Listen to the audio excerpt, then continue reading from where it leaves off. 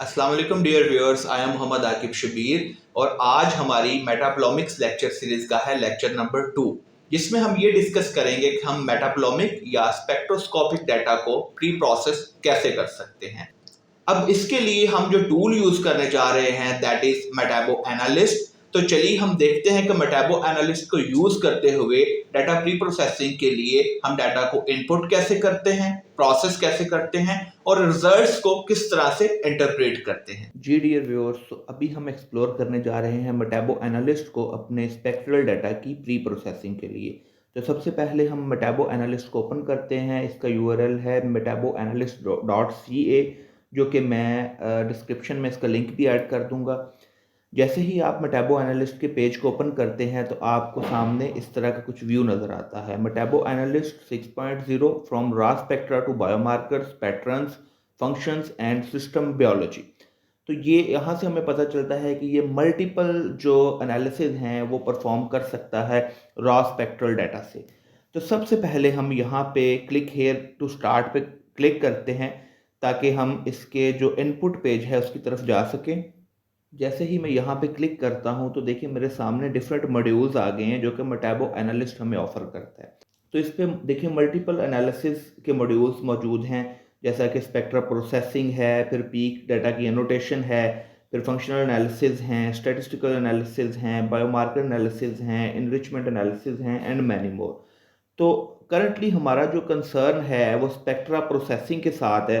तो मैं इस पहले वाले लिंक को क्लिक करता हूँ और इसको क्लिक करने के बाद ये मुझे एक पेज पे ले जाता है जहाँ पे वो मुझे कहता है कि LCMS स्पेक्ट्रा अपलोड। अब यहाँ पे आप देखें तो वो यहाँ पे हमें कह रहा है कि मेटाबो एनालिस्ट जो है वो इन फॉर्मेट्स को सपोर्ट करता है।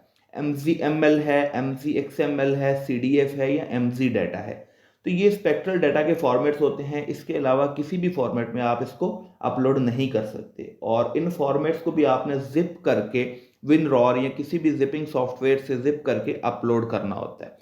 एक मेरे पास सैम्पल डाटा मौजूद है, ठीक है, जो मेरे पास जो स्पेक्ट्रल डाटा एनालिसिस से आया है, तो उसको मैं यहाँ पे यूटिलाइज कर रहा हूँ, ठीक है। और इस डाटा का जो ड्रॉप बॉक्स का लिंक है वो भी मैं वहाँ पे डिस्क्रिप्शन में ऐड कर दूंगा ताकि आप वहाँ से इसको डाउनलोड करके अपनी जो प्रैक्टिस है वो कर सकें। उसके बाद यहाँ पे देखें तो यहाँ पे मुझे वो कुछ मोड्स दे रहा है, MS1 only, MS1 plus DDA और MS1 प्लस स्वैट DIA। तो ये different types of data sets होते हैं जो कि स्पेक्ट्रल डाटा की टाइप्स हैं। सबसे सिंपलेस्ट टाइप यहाँ पे हमारे पास MS1 ओनली है, तो हम उसी को ही यहाँ पे सिलेक्ट करने वाले हैं। मैं यहाँ से अपने जो डाटा है उसकी जिप फाइल्स यहाँ पे जो MZML फॉर्मेट में मौजूद है उसको यहाँ पे अपलोड करने जा रहा हूँ। तो उसके लिए मैं सबसे पहले यहाँ सिलेक्ट पे क्लिक करूँगा और सिलेक्ट पे क्लिक करने के बाद मेरा जो डाटा है जहाँ पे लोकेटेड है मैं उस फोल्डर को एक्सेस कर लूँगा। तो मेरा जो डाटा है वो इस फोल्डर में मौजूद है जो ऑलरेडी मेरे सामने खुला हुआ है। मैं इस सारे डाटा को यहाँ से सिलेक्ट करके ओपन पे क्लिक करता हूँ तो देखिए यहाँ पे मुझे वो सारी फाइल्स जो हैं वो शो हो रही हैं, ठीक है। अभी मैं अपलोड पे जैसे क्लिक करूंगा तो ये उसको प्रोसेस करेगा और प्रोसेस करने के बाद ये 1 बाय 1 उन फाइल्स को अपलोड करता जाएगा।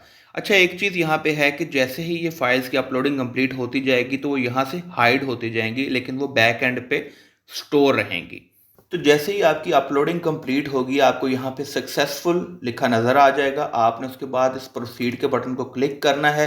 ये कुछ देर प्रोसेसिंग करने के बाद आपको एक न्यू पेज के ऊपर ले जाएगा। यहाँ पे आपने जितने भी डाटा सेट्स अपलोड किए हैं उनके यहाँ पे आपको नाम नज़र आ जाएंगे। आपने देन क्या करना है, नेक्स्ट पे क्लिक कर देना है। अगेन कुछ देर प्रोसेसिंग होगी।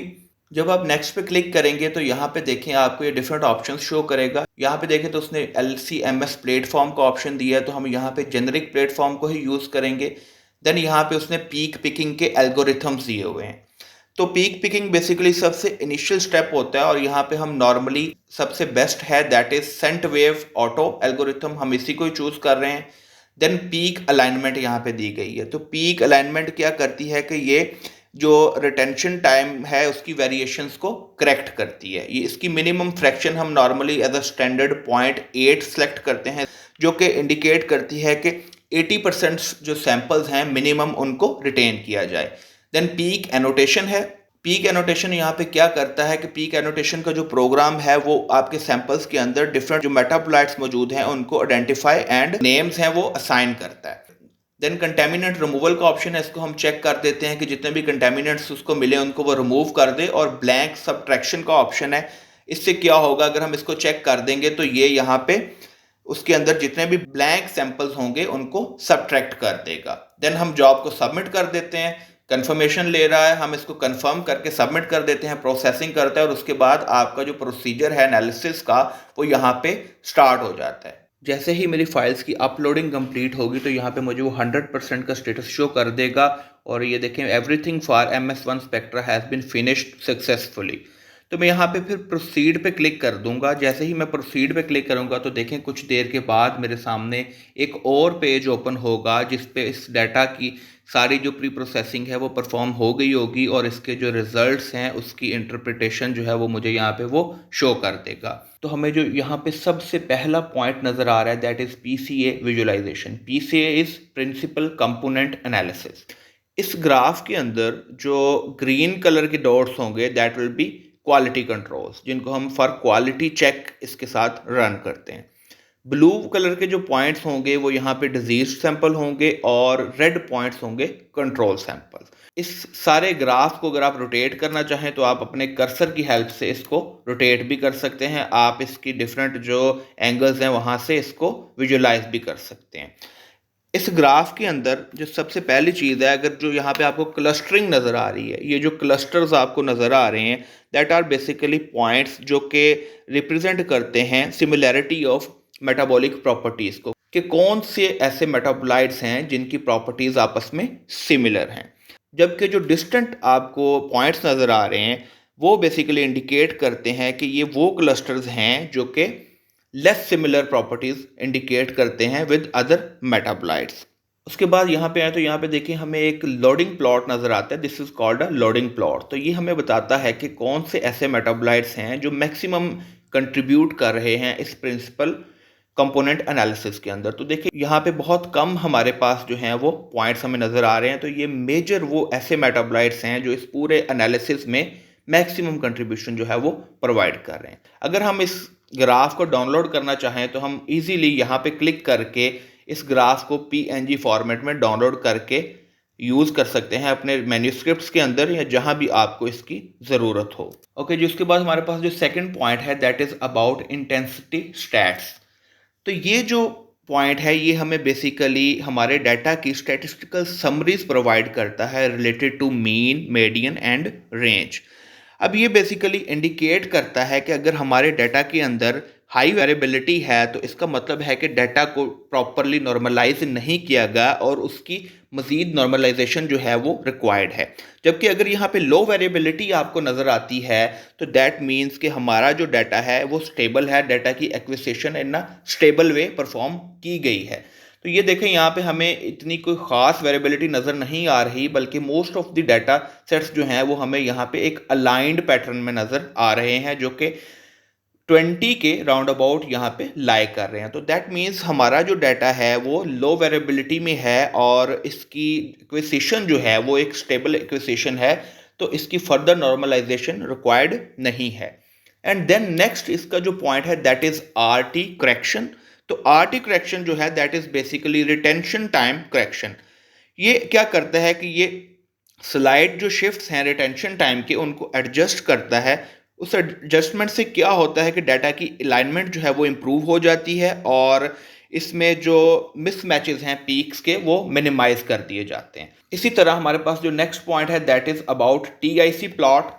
TIC प्लॉट जो है ये हमें टोटल आयन क्रोमेटोग्राम प्लॉट यहाँ पे शो करता है और ये बेसिकली समरी है तमाम आयन इंटेंसिटीज़ की और ये इंडिकेट करती है कि हमारे जो इंस्ट्रूमेंट है उसकी परफॉर्मेंस कैसी है और अगर इसके अंदर कोई कंटेमिनेशन है या इसके अंदर कोई और इशू है इस इंटेंसिटी पीक्स के अंदर तो वो हमें यहाँ पे इंडिकेट कर देती है। इसी तरह नेक्स्ट जो यहाँ पे हमारे पास टैब है that is about BPI plot और BPI प्लॉट जो है that is basically base peak intensity plot.